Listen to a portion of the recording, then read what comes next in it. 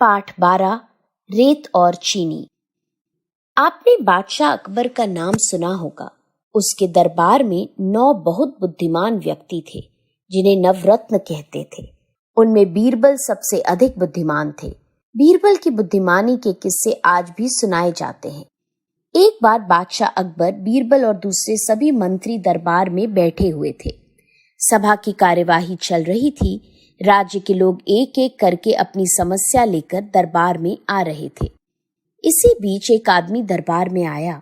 उसके हाथों में एक मर्तबान था। दरबार में सब लोग उस मर्तबान की ओर देखने लगे। अकबर ने उस आदमी से पूछा, क्या है इस मर्तबान में?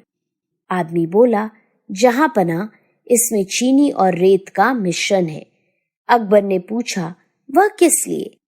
अब उस आदमी ने कहा, जहां पना गलती माफ हो, लेकिन मैंने बीरबल की बुद्धिमानी के कई किस्से सुने हैं। मैं उनकी परीक्षा लेना चाहता हूं। अकबर ने कहा, वह कैसे होगी? आदमी बोला, मैं चाहता हूं कि बीरबल इस रेत में से बिना पानी का प्रयोग किए चीनी का एक एक दाना अलग कर दे। अगर उन्होंने ऐसा कर दिया तो मैं भी उन्हें बुद्धिमान मान लूंगा। यह सुनकर सभी लोग हैरानी से बीरबल की ओर देखने लगे। अब अकबर ने बीरबल की ओर देखा और कहा, बोलो बीरबल, क्या तुम्हें इस आदमी की चुनौती स्वीकार है? बीरबल ने मुस्कुराते हुए कहा, जहां पना यह तो मेरे बाएं हाथ का काम है, मुझे चुनौती स्वीकार है।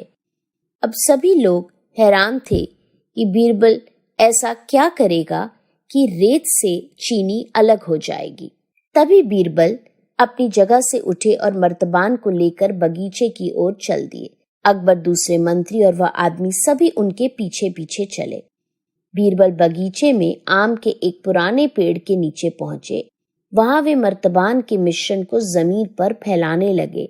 तब उस आदमी ने पूछा, बीरबल, यह क्या कर रहे हो?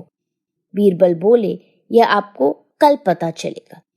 इसके बाद सब दरबार में वापस आ गए और फिर अपने अपने घर चले गए। अब सब कल का इंतजार करने लगे। अगली सुबह जब दरबार लगा तो बीरबल सबको साथ लेकर बगीचे में पहुंचा। वह आदमी भी साथ था। सभी चलते हुए उसी आम के पेड़ के पास पहुंच गए। सभी ने देखा कि अब पेड़ के नीचे केवल रेत पड़ी हुई है। रेत में मिली चीनी को चींटियां उठाकर अपने बिल में ले गई थी।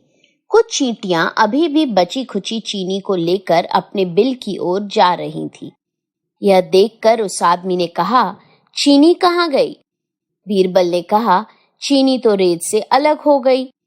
यह बात सुनकर सभी जोर जोर से हंसने लगे। बीरबल की चतुराई देखकर अकबर बहुत खुश हुए। बीरबल उस आदमी से बोले, अगर तुम्हें चीनी चाहिए तो तुम्हें चींटियों के बिल में घुसना पड़ेगा। इस बात पर सबने फिर ठहाका लगाया और बीरबल की प्रशंसा करने लगे।